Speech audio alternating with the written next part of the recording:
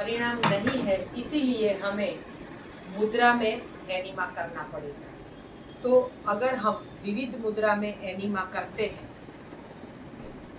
तो फिर हमें परिणाम बहुत फास्ट मिल जाता है। अभी आप ये तो सब दादा और सब पुराने हैं, उनको तो पता है एनीमा कैसे करना है, लेकिन आप नए हैं तो आपको पता है कि एनीमा सो के कैसे करना है।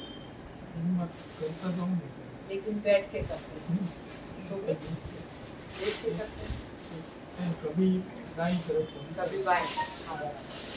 तो ऐसे लेट के हमें एनीमा करना रहता है। अगर सबको एनीमा पता है तो फिर मैं नहीं बताती हूँ, अगर नहीं पता है तो ही मैं मुद्रा बताती हूँ, वरना ये पैम्फलेट में सब मुद्राएं दी गई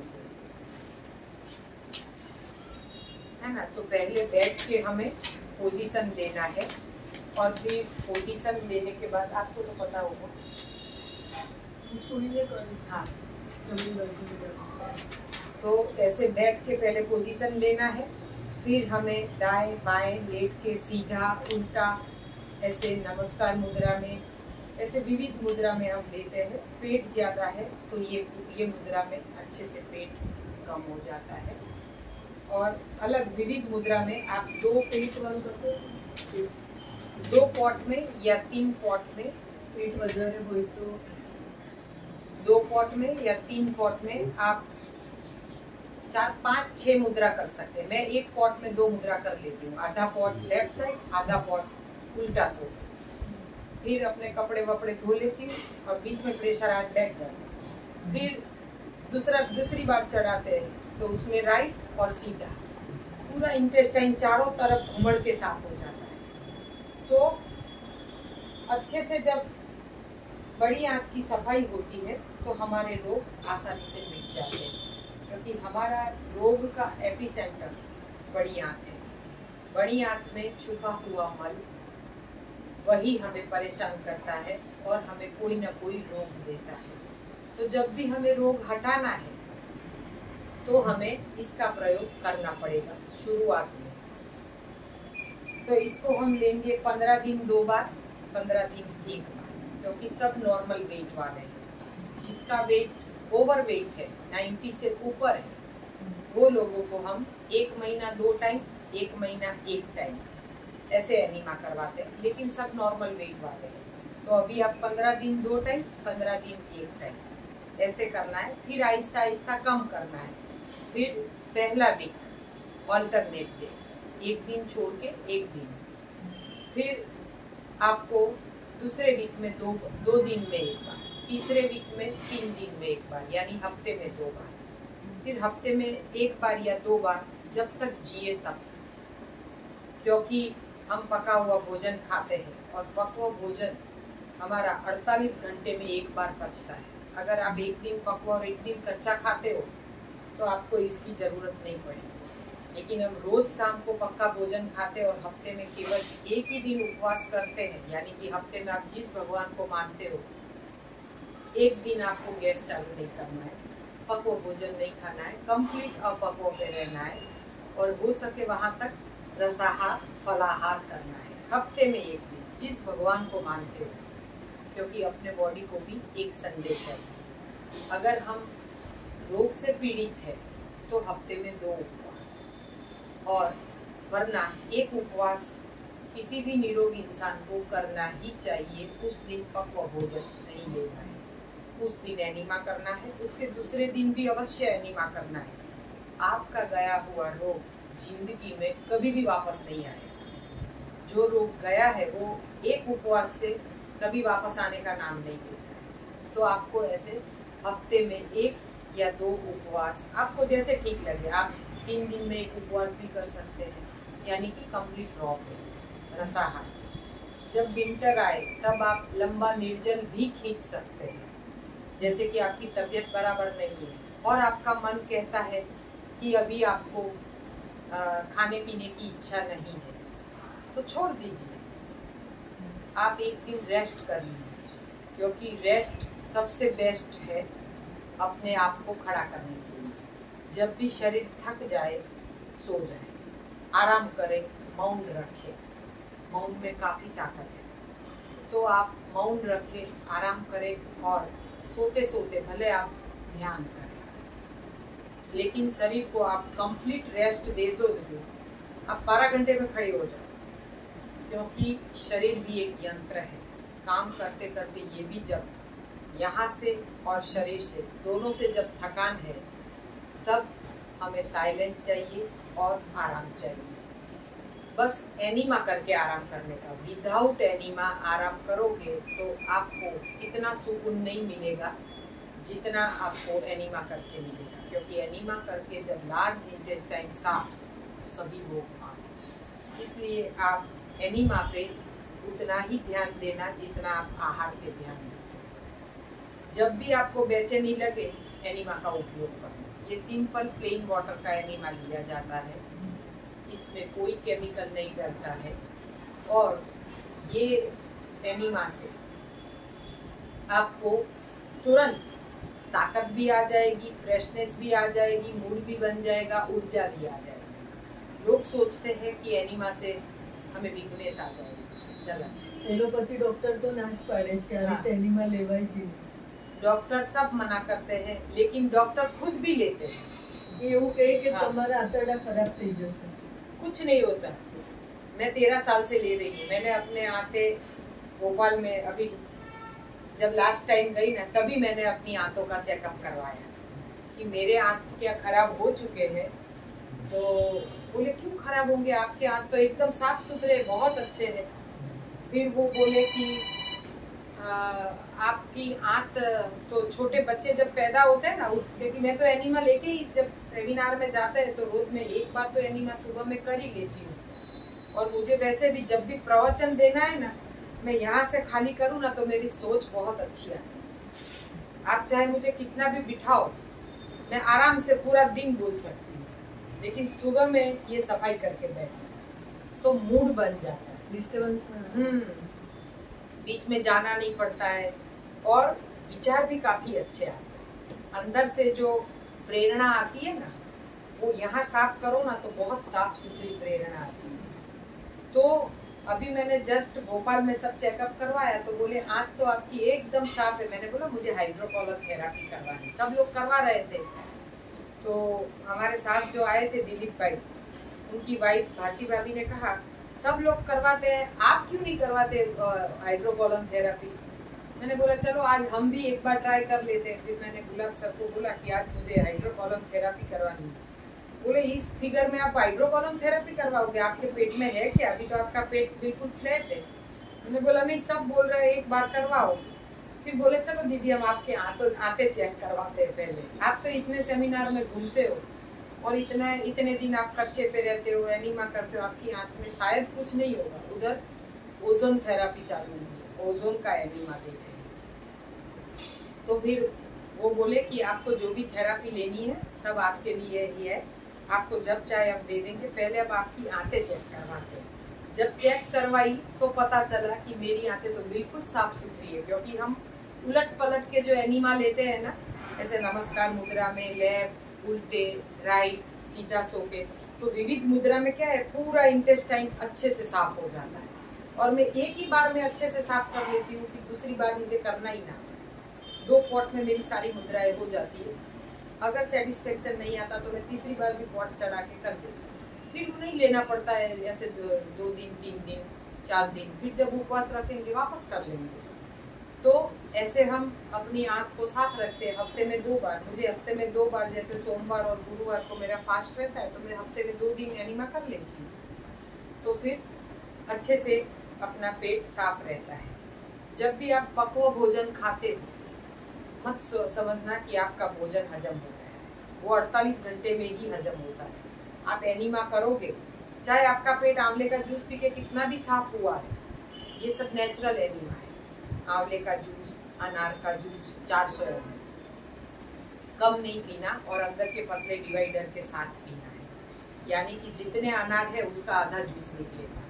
800 ग्राम से 1 kg अनार चाहिए। तो वो आप जब छीलते हो तो अंदर के दाने ऊपर चिपके हुए जो डिवाइडर है वो सारे हमें ले लेने होते हैं, और उसका जूस हमें जूसर में निकाल के पीना है, या फिर मिक्सी में निकालना है तो अंदर के जो पतले वो वो नहीं होते कड़क कड़क दाने जो अनार के दाने के अंदर रहते हैं, वो नहीं पीसने चाहिए। अगर वो पीस के आपके जूस का कलर अगर सफेद हो गया तो ये कॉन्स्टिपेशन है, उसकी तासीर बदल जाएगी। लेकिन आप उसको मिक्सी को चालू बंद करके ऊपर ऊपर का सिर्फ पीसते हैं और अंदर के दाने नहीं पीसते हो, फिर उसको आप छान लेते हैं अच्छे से, और उसका कलर जैसे दानों का कलर है, पर्पल है या पिंक है, वैसा ही कलर रहता है और पतला बनता है जूस, वो सही जूस है। तो वैसे आप ये नेचुरल एनिमा वाले जूस ले सकते हैं। करेला भी रेचक है। दाने अंदर का दाना कैसे निकलेगा? छान के। अच्छा हाँ, छान। हाँ, वो जो अपनी छन्नी है ना जूस छानने की, उसमें डाल के ऐसे निचोड़ दो तो निकल जाए। लारी पर जे મળે છે ને સરસ एकदम પ્યોર हाँ। પાણી હોય છે। हाँ, ये वो ચાલે। जो अंदर पीसते हैं ना ऐसे हैंडी वाले में, उसमें भी पीसता है। फिर अपना जो स्लो जूसर या सुजाता आपके पास जो भी है, सब में आप पीसोगे ना, वो बीच वाले दाने नहीं દાડમનું તો પેલું पीसते। હેન્ડલ વાળું આવે છે ને એમાં બી સરસ થઈ જાય છે। હેન્ડી આવે છે ને જે हाँ। બે ફાડ કરીને મૂકો સંતરા ને આ हाँ। દાડમ એમાં બી સરસ થઈ જાય। संतरा मौसमी वाला, उसमें भी निकल जाता है। तो आप कैसे भी निकाल सकते हैं, लेकिन 1-2 अनार से आपका काम नहीं बनेगा। 800 ग्राम से 1 kg अनार, तब जाके आपका 400 ml जूस निकलेगा। ચાવીને ખાવા હોય તો ખવાય। खा सकते हैं, लेकिन वो नेचुरल पेट सफाई नहीं करेगा, क्योंकि जब आप चबा के खाओगे तो अंदर के सील भी उतर जाएंगे, वो भी निकालने पड़ेगा। पानी नहीं डालते, नेचुरल ऐसे। तो ये सब नेचुरल एनिमा है। 2 ककड़ी, 2 करेला, 2 टमाटर, ये शुरुआत में 10-15 दिन पी लेना, इससे शुगर का लेवल बिल्कुल चला जाएगा, स्किन डिसीज भी चला जाएगा, सब में आपको ये फायदा करेगा। तो ये जूस आप फर्स्ट भी ले सकते जब उपवास खोलते तब, या फिर लास्ट मील यानी कि सोने से पहले भी ये जूस आप ले सकते हैं।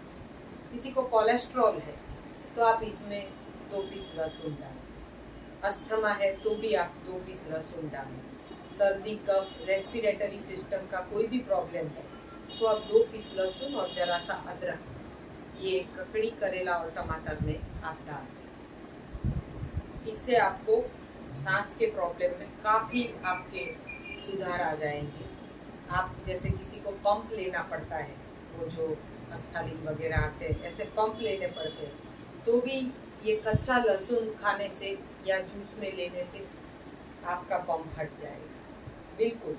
वो अपना जो हार्ट टॉनिक है हृदय अमृत, उसमें भी यही आता है, वो भी आप ले सकते हैं। उसमें भी लहसुन का अर्क, अदरक का अर्क, एप्पल साइडर विनेगर, नींबू और शहद, वही है, कच्चा ही है। बाजार में मिलने वाला उबला हुआ होता है, उबले हुए में परिणाम नहीं है, उससे कोलेस्ट्रॉल नहीं हटता है, लेकिन कच्चे लहसुन से हमारा कोलेस्ट्रॉल लेवल भी डाउन होता है। तो कच्चा लहसुन, कच्चा प्याज और अदरक, उसका सेवन रोजाना जो हम कच्चा और पक्का खाते हैं, पक्के में भी ऊपर से कच्चा डालें, तो ना आप ऐसे कच्चा डालोगे तो आपका खून साफ होगा और आपका रोग हट जाएगा। तो ऐसे ही आपको एनिमा का प्रयोग करना है और कच्चा भोजन खाना है। जब आपका मन करे कि आपको टोटल कच्चे पे जाना है तो आप पहले आप लॉन्ग सेमिनार में चले जाए, अगर घर पे नहीं हो सकता है, क्योंकि घर पे तपश्चर्या करनी बहुत मुश्किल है।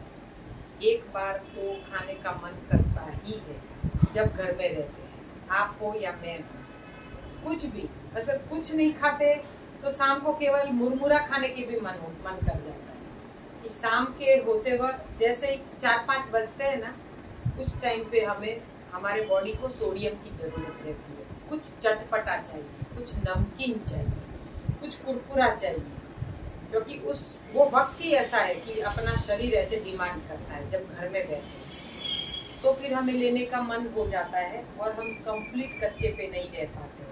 तो इसीलिए अगर हम लॉन्ग सेमिनार साल में 4 कर लेते हैं तो फिर आपका ये जो है रूटीन ऐसे बन जाएगा कि आप एक टाइम कच्चे पे और एक टाइम पक्के पे रह पाओगे।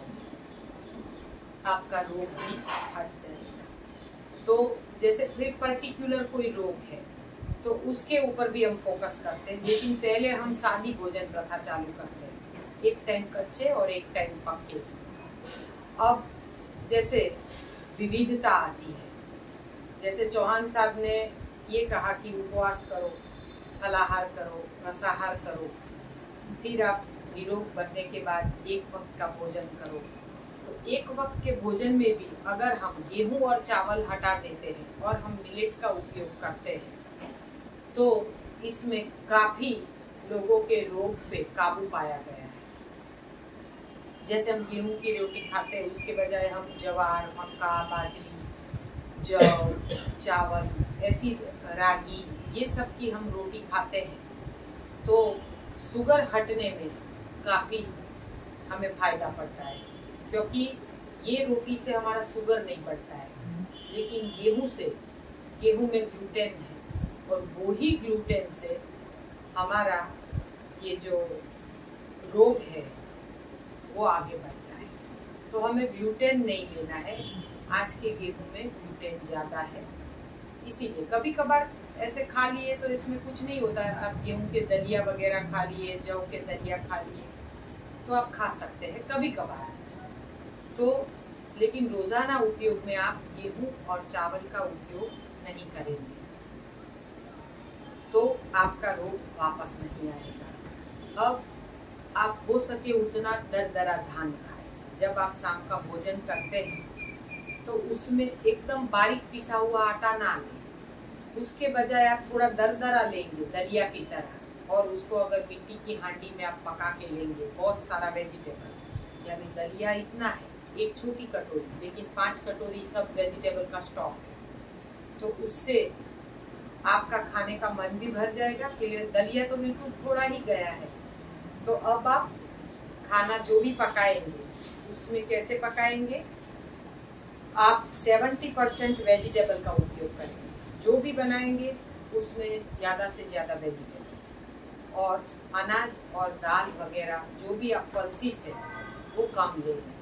केवल आपको अनाज लेना है वो है 25%, 70% वेजिटेबल, 25% अनाज और दालें, 5% पेट को खाली रखना। भूख से थोड़ा कम खाना है ताकि आपको गैस की ट्रबल ना बने। तो ऐसे हमें हमारा भोजन कंप्लीट करना होता है। और जब आप निरोग हो जाते हो तो सब चीज खा सकते हैं। फिर ऐसा नहीं है कि आप ये मत खाओ वो मत खाओ, आपके घर में जो भी पकता है आप सब कुछ खा सकते हैं। गोलगप्पे भी खा सकते हैं, भाजी पाव की भाजी और पराठा भी खा सकते हैं। जो भी आपके घर में रूटीन खाना पकता है वो खा सकते हैं। केवल ध्यान इतना रखना है तेल मिर्ची कम खाएं, क्योंकि तेल घी चिकनाई अगर हम खाएंगे तो रोग हटेंगे नहीं। तो तेल का उपयोग आप मिनिमम करें, कम से कम मात्रा में करें, और खाए तो भी कच्ची घानी का तेल खाएं। जैसे कि कच्ची घानी का तेल कोल्ड प्रेस या फिर मूंगफली का तेल। तो ऐसे आप कोई भी घानी का तेल जो रिफाइंड नहीं है वैसा आप खा सकते हैं, केवल फिल्टर्ड है वो आप हल्का सा खा सकते हैं। हो सके वहाँ तक उबला हुआ और बिना तेल वाला खाएंगे। हरी मिर्च का उपयोग कर सकते हैं, अदरक, लहसुन, हरी मिर्च, काली मिर्च ये सब डाल सकते हैं आप। तो ऐसे आप अपने भोजन को स्वादिष्ट बना के अगर बिना तेल का भी खाते हैं, अगर आपको ज़्यादा तकलीफ है तो भी सब्जी बनती है बिना ऑयल की, तो वो भी बहुत अच्छी बनती है।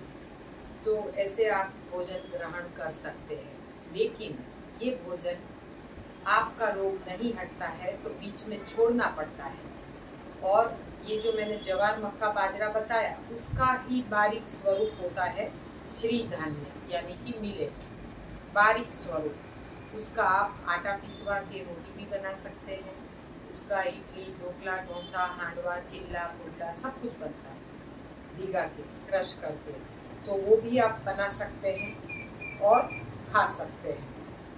लोग कहते हैं फर्मेंट फूड नहीं खा सकते हैं, हमें दर्द होता है, सूजन आ जाती है, लेकिन ऐसा कुछ नहीं है। मिलेट का आप फर्मेंट करके खाओगे तो उसमें भरपूर B12 है। मिलेट में बहुत सारे विटामिन मिनरल्स हैं और उसके अंदर B12 भी भरपूर है, तो आप ऐसे मिलेट का उपयोग कर सकते हैं। अब हम जाएंगे कि ये सिस्टम में